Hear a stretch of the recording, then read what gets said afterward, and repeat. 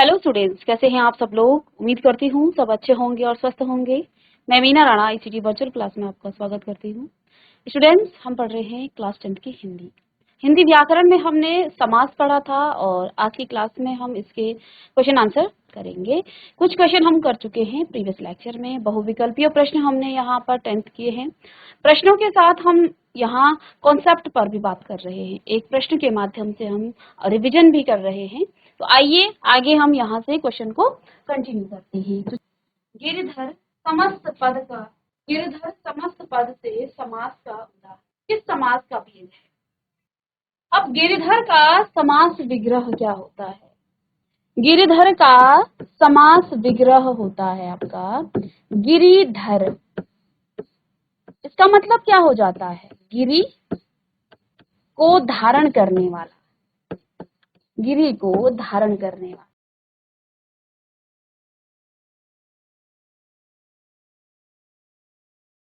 गिरि को धारण करने का समास विग्रह है, गिरि को धारण करने।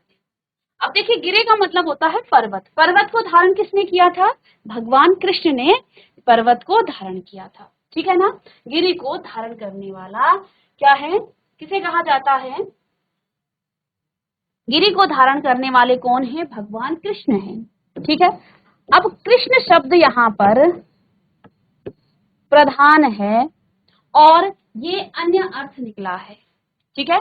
गिरधर जो समस्त पद है, इसका समास क्या होगा। हमने समास विग्रह किया। समास विग्रह करने से आपको क्या मिला, गिरि को धारण करने वाला, अर्थात कृष्ण ने गिरि को धारण किया था, अर्थात पर्वत को धारण किया था। तो कृष्ण यहाँ प्रधान है। जब हम क्या करते हैं, किसी भी समस्त पद का प्रथम या द्वितीय पद प्रधान न हो, इसका अन्य पद प्रधान हो, तो ऐसे समास को आप क्या कहते हैं, बहुव्रीहि समास कहते हैं। क्योंकि यहाँ इसका समास विग्रह क्या है, गिरि अर्थात पर्वत को धारण करने वाला, यानी कृष्ण के लिए कहा गया है। तो यहाँ संकेत किसकी तरफ हो रहा है, कृष्ण की तरफ हो रहा है। और इसमें आपका बहुव्रीहि समास है। इसमें कोई भी पद प्रधान नहीं होता है, कोई अन्यार्थ यानी अन्य अर्थ निकलेगा और वही प्रधान होगा। जैसे गिरिधर का मतलब होता है गिरि अर्थात पर्वत को धारण करने वाला, और पर्वत को धारण करने वाले हुए कृष्ण, और कृष्ण यहाँ प्रधान है, अन्यार्थ ही प्रधान है, इसलिए बहुव्रीहि समास यहाँ पर आ जाता है। चलिएगा इसे नोट करें। नेक्स्ट प्रश्न है, चंद्रमुखी समस्त पद का विग्रह होगा। चंद्रमुखी समस्त पद का विग्रह, समास विग्रह। अब इसका पहले आप विग्रह बताएंगे। चंद्रमुखी का विग्रह, समास विग्रह। चंद्रमा के समान मुख वाली, चंद्रमा के समान मुख, चंद्र रूपी मुख या मुख रूपी चंद्र। चलिए कौन सा उत्तर सही होगा, चंद्रमुखी। तो देखिए, चंद्रमा के चंद्रमुखी ये स्त्रीलिंग को बता रहा है, तो चंद्रमा के समान मुख वाली। ठीक है। चंद्रमुखी, चंद्रमुख नहीं कहा है, चंद्रमुख कहता तो वो पुल्लिंग में आता, यहाँ चंद्रमुखी लिखा है, तो ये आपका चंद्रमा के समान मुख वाली, यानी कि ये इसका समास विग्रह हो जाएगा। अब आप देखिए, यहाँ तुलना की गई है चंद्रमा और मुख की चंद्रमा से। ठीक है ना। मुख की चंद्रमा से तुलना, समानता बताई गई है, यानी यहाँ पर उपमा और उपमेय है। ठीक है। इसमें आपका उपमा और उपमेय है। और इसमें समास का कौन सा भेद आएगा, इसमें समास का कौन सा भेद आएगा। ये जो आपका चंद्रमुखी है, जो आपका चंद्रमुखी है, चंद्रमुखी में समास का कौन सा भेद आएगा। देखो, यहाँ उपमेय और उपमान आया है, मुख की समानता की गई है चंद्रमा से। उपमा और उपमेय आपका किसमें आ जाता है, उपमा और उपमेय आपका आ जाता है कर्मधारय समास में। कर्मधारय लिख लीजिएगा, कर्मधारय समास। ठीक है। तो इसमें देखिए, मात्र प्रश्न नहीं, एक प्रश्न नहीं, हम बार बार इसको रिपीट कर रहे हैं, बार बार आपको इसके बारे में बता रहे हैं। ठीक है, तो यहाँ हमने आपको बार बार ये चीजें रिपीट भी कराते जा रहे हैं। ठीक है, समास विग्रह कर रहे हैं, साथ में आपको समास के भेदों के बारे में बार बार आपको रिवीजन भी यहाँ पर किया जा रहा है। चलिए नेक्स्ट प्रश्न है 13। समस्त पद दिया गया है और साथ में समास भी आपके पास दिया गया है। समस्त पद है और समास भी दिया गया है। तीव्र है बुद्धि जिसकी, ठीक है, पहले में हाथ और पैर, 6 रसों का समाहार, स्त्री रूपी रत्न, और उधर समास में आपको दिया गया है द्विगु समास, कर्मधारय समास, बहुव्रीहि समास, द्वंद्व समास। नीचे ऑप्शन दिए गए हैं लेकिन हमें तो इसे बताना है। तीव्र है बुद्धि जिसकी, इसमें कौन सा समास है? ठीक है, तीव्र है बुद्धि जिसकी, इसमें कौन सा समास है? चलिए बताइएगा और यहीं से आप ऑप्शन लगाएंगे। और अब यहाँ पर आपके पास कुछ ऑप्शन दिए गए हैं, इनमें से आपको सही विकल्प को चुनना है। तीव्र है बुद्धि जिसकी, जिसकी बुद्धि तीव्र है, वह आपका बहुव्रीहि समास हो जाएगा। वो आपका बहुव्रीहि समास। हाथ और पैर, हाथ और पैर, यहाँ दोनों ही पद समान हैं, इसलिए द्वंद्व समास है। 6 रसों का समाहार, 6 रसों का समाहार, इसमें समाहार जैसे शब्दों का प्रयोग द्विगु समास, और स्त्री रूपी रत्न कर्मधारय समास, स्त्री रूपी रत्न कर्मधारय समास। ठीक है, तो यहाँ पर कौन सा ऑप्शन है? फर्स्ट का फोर्थ, सॉरी फर्स्ट का थर्ड, किसमें है? इसमें फर्स्ट का सेकंड, फर्स्ट का फर्स्ट, फर्स्ट का थर्ड, देखिए सेकंड का फोर्थ, सेकंड का फोर्थ है, थर्ड का फर्स्ट हो गया, थर्ड का फर्स्ट हो गया, और फोर्थ का सेकंड है। ठीक है, तो ये ऑप्शन यहाँ पर बिल्कुल सही है। चलिए नेक्स्ट प्रश्न है, प्राण प्रिय में कौन सा समास है और इसका समास विग्रह क्या है? प्राण प्रिय समस्त पद के लिए सही समास विग्रह और समास के नाम का चयन कीजिए। तो सबसे पहले तो आप ये जान लीजिएगा, प्राण प्रिय का समास विग्रह क्या होता है? प्राणों के समान प्रिय है, जो जो प्राणों के समान प्रिय है उसे हम क्या कहेंगे? या प्राणों के समान प्रिय है, जो नहीं, प्राणों के समान प्रिय। ठीक है, प्राणों के समान प्रिय। अब इसमें कर्मधारय समास क्यों है? क्योंकि यहाँ पर एक विशेषण और दूसरा विशेष्य है, एक विशेषण और दूसरा विशेष्य है। प्रिय यहाँ विशेषण है। चलिए, प्राण प्रिय, प्रिय यहाँ पर क्या है? ये आपका विशेषण है। किसका प्रिय? प्राणों का। तो प्राण क्या हो जाएगा? प्रिय किसका है? प्राण का। तो प्रिय आपका हो जाए, प्राण हो जाएगा विशेष्य, क्योंकि इसमें विशेषण और विशेष्य आया है। ठीक है, और जिस समास में विशेषण और विशेष्य आता है उस समास को हम क्या कहते हैं? उसे हम कर्मधारय समास कहते हैं। क्या कहते हैं? कर्मधारय समास।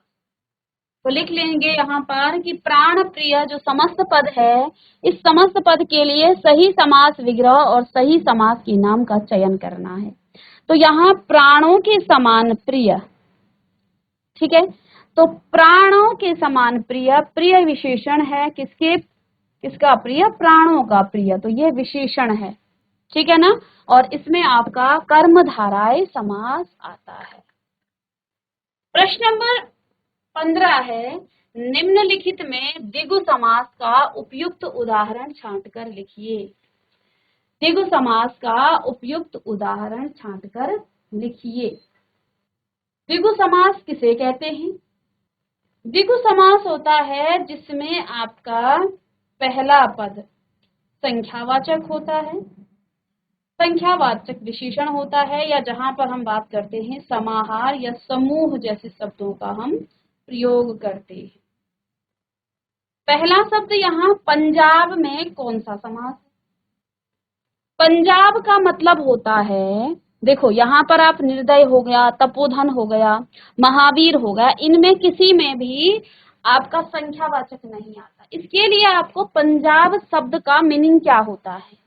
पंजाब शब्द का अर्थ होता है 5 आबों या नदियों का समूह। पंजाब है 5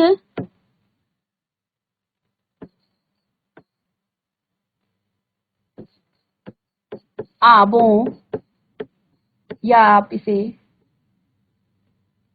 नदियों का समूह, 5 नदियों का समूह। पंजाब का मतलब होता है 5 नदियों का। तो यहाँ पर पंजाब 5 आबों का समूह। तो यहाँ पर आपके पास क्या आया है? ये आपका आया है संख्यावाचक।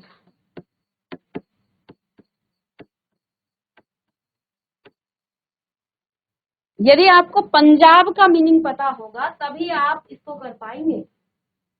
पंजाब का मतलब 5 आबों अर्थात 5 नदियों का समूह। निर्दय में कोई संख्यावाचक नहीं है, इसलिए ये भी नहीं होगा, क्योंकि द्विगु समास क्या होता है? जिस समास का पहला पद संख्यावाचक विशेषण होता है और जहां पर समूह और समाहार जैसे शब्दों का जो है यहाँ पर प्रयोग होता है। ठीक है, जब आप विग्रह करेंगे। तपोधन में भी कोई संख्यावाचक नहीं है और महावीर में भी कोई संख्यावाचक नहीं है।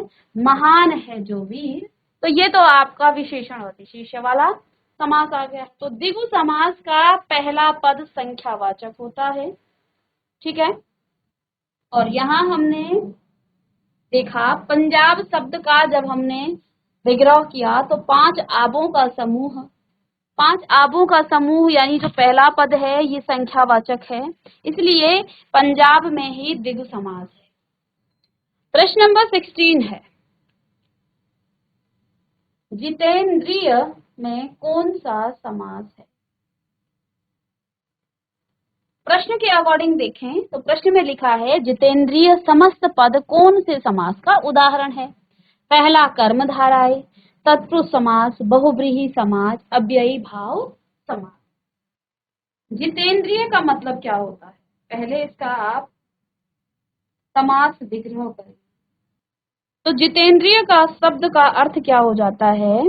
जितेंद्रिय, जितेंद्रिय,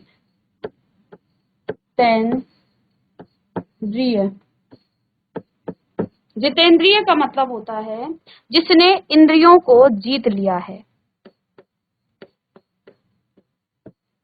जिसने इंद्रियों को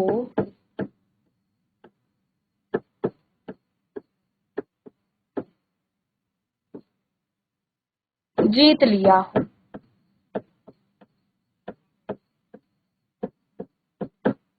जिसने इंद्रियों को जीत लिया हो, जिसने इंद्रियों को जीत लिया हो उसके लिए हम क्या कह सकते हैं? किसने जीता था इंद्रियों को? जैसे भगवान बुद्ध ने, भगवान बुद्ध ने, तो ये संकेत किसकी तरफ कर रहा है? भगवान बुद्ध की तरफ। ठीक है ना? और यहाँ पर देखिए भगवान बुद्ध की ओर संकेत हो रहा है। इसमें कौन सा समास हो सकता है? जब हम किसी अन्य की तरफ क्या करते हैं? संकेत करते हैं, यानी उसका कोई अन्य अर्थ ही निकलता है, वहां पर आपका बहुव्रीहि समास होता है। तो ध्यान दीजिएगा, जब भी समास विग्रह करना है, समास बताना है, तो समास विग्रह बहुत जरूरी है कि आपको समास विग्रह आना चाहिए। ठीक है, तो बहुव्रीहि समास है। यहाँ भगवान बुद्ध ने तपस्या करके अपनी इंद्रियों को जीत लिया था, अपने इंद्रियों को जो है वश में कर लिया था, ज्ञान प्राप्त किया था, इसलिए भगवान बुद्ध के लिए यहाँ पर कहा गया है जितेंद्रिय।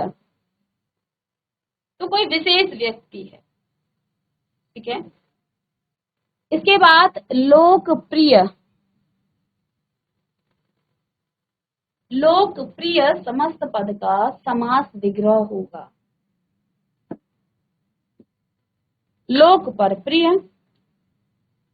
लोक में प्रिय, लोक से प्रिय, या लोक है जो प्रिय। तो देखिए इसका उत्तर बताइएगा। लोकप्रिय समस्त पद का विग्रह होगा। लोकप्रिय समस्त पद का विग्रह, तो क्या होगा? जो लोक में प्रिय हो। मैं अर्थात आप समझ गए हैं मैं कहाँ आता है। मैं आपका विभक्ति चिन्ह कब लोप होता है? जब हम अधिकरण तत्पुरुष समास की हम यहाँ बात कर रहे हैं। यहाँ हम अधिकरण तत्पुरुष समास की बात कर रहे हैं, ठीक है।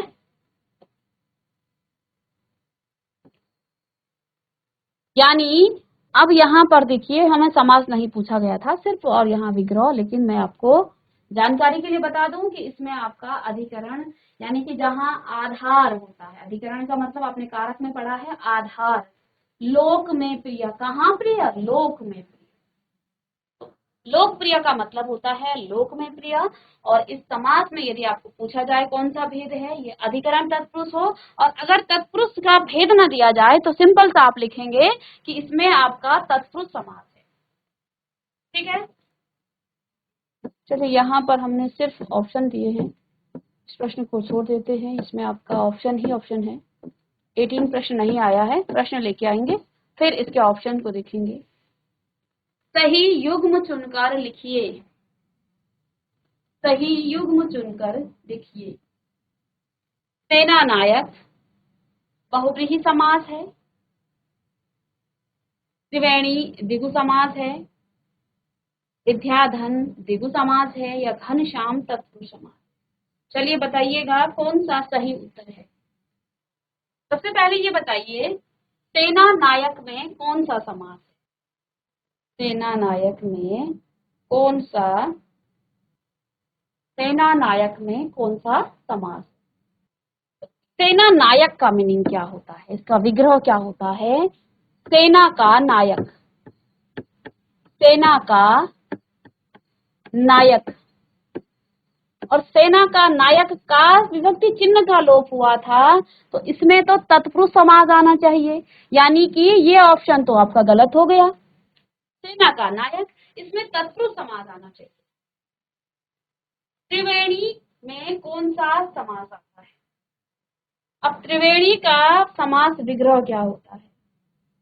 त्रिवेणी यानी जो बी ऑप्शन है यहाँ पर आपका त्रिवेणी, इसका मीनिंग होता है तीन नदियों का समाहार। त्रिवेणी तीन नदियों का समाहार, तीन नदियों का समाहार। यहाँ पहला जो पद है वो आपका संख्यावाचक है, ठीक है। पहला जो आपका, ठीक है।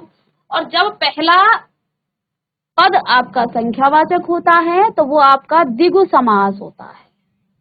तो वो आपका द्विगु समास, वो आपका द्विगु समास होता है। तो यहाँ पर 19 का बी ऑप्शन, आगे तो हम इसको चेक भी नहीं करेंगे क्योंकि मुझे सही उत्तर मिल चुका है। अब आगे मुझे इसे चेक करने की आवश्यकता नहीं है, ठीक है। तो हमने पहला ऑप्शन देखा कि सेना नायक, क्या इसमें आपका बहुव्रीहि समास है? बिल्कुल भी नहीं है। यहाँ सेना का नायक, इसमें तत्पुरुष समास आया है, संबंध तत्पुरुष समास, इसमें बहुव्रीहि समास नहीं था, ये गलत ऑप्शन था।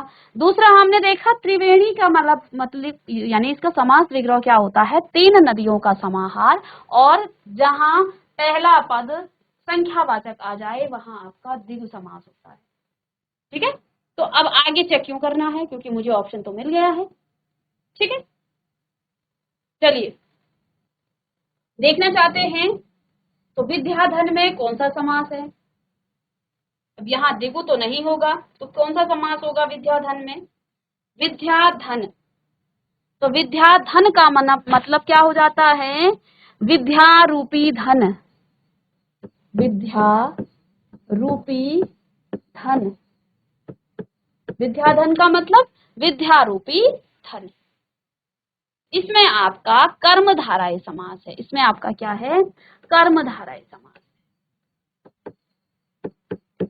ठीक है, तो यहां तो ये गलत है, द्विगु समास तो इसमें नहीं है। ठीक है, घनश्याम, घनश्याम में कौन सा समास है? तत्पुरुष समास है? नहीं। घनश्याम इसका मन, घनश्याम किसे कहा है? कृष्ण के लिए। कृष्ण जब अन्य अर्थ आता है तब आपका बहुव्रीहि समास हो जाता है। तो इसमें आपका तत्पुरुष नहीं है बल्कि इसमें बहुव्रीहि समास है। ठीक है, हमें तो बस सही उत्तर चाहिए था, लेकिन फिर भी हमने यहाँ पर सभी ऑप्शन बताए कि विद्याधन में आपका क्या है? कर्मधारय समास है। आपका घनश्याम में आपका क्या है? बहुव्रीहि समास है। ठीक है, पहला उत्तर भी आपका गलत है, सेना नायक में आपका बहुव्रीहि नहीं है। और त्रिवेणी में आपका द्विगु समास है, क्योंकि यहाँ पहला जो पद है उसमें आपका क्या आया है? उसमें आपका यहाँ पर संख्या आया है, संख्यावाचक आया है। तीन नदियों का समाहार, तीन नदियों का समूह या समाहार यहाँ पर आया है। कार्यकुशल समस्त पद का विग्रह होगा। कार्यकुशल, कार्यकुशल इसका विग्रह कार्य में कुशल। और इसमें यदि आपको समास पूछा जाए तो कार्य में कुशल अर्थात में शब्द आया है, आधार बताया किसमें? कार्य में। तो यहाँ आपका तत्पुरुष समाज आ जाता है, अधिकरण तत्पुरुष समाज यहाँ पर आ जाता है। ठीक है, चलिए, तो आज की क्लास में भी हमने यहाँ पर, ठीक है, तो स्टूडेंट्स आज की क्लास में हमने यहाँ पर समास के 10 प्रश्न और किए हैं। कल की क्लास में भी हमने 10 प्रश्नों के माध्यम से आपको समास के समस्त जो आपके कॉन्सेप्ट हैं उन पर भी बात की थी। मात्र उदाहरण नहीं है, क्योंकि हम बार बार रिवीजन भी कर रहे हैं, समास के विग्रह करना सीख रहे हैं, कई शब्दों के हमें अर्थ पता चल रहे हैं। जैसे आप ये आपने पंजाब जैसे शब्द का यहाँ अर्थ देखा, त्रिवेणी जैसे शब्दों का विग्रह करने से अर्थ भी आपको पता चला। तो कुछ ऐसे शब्द भी हैं जो हमें पता नहीं होते हैं। चलिए, तो स्टूडेंट्स आज की क्लास में भी हमने यहाँ पर 10 उदाहरण पढ़े हैं, साथ में उन उदाहरणों को अच्छे से समझा है, उनका विग्रह किया है। प्रश्न के अलावा भी हमने यहाँ पर प्रश्न से प्रश्न करके उनको यहाँ पर सॉल्व किया है। तो मिलते हैं नेक्स्ट लेक्चर में।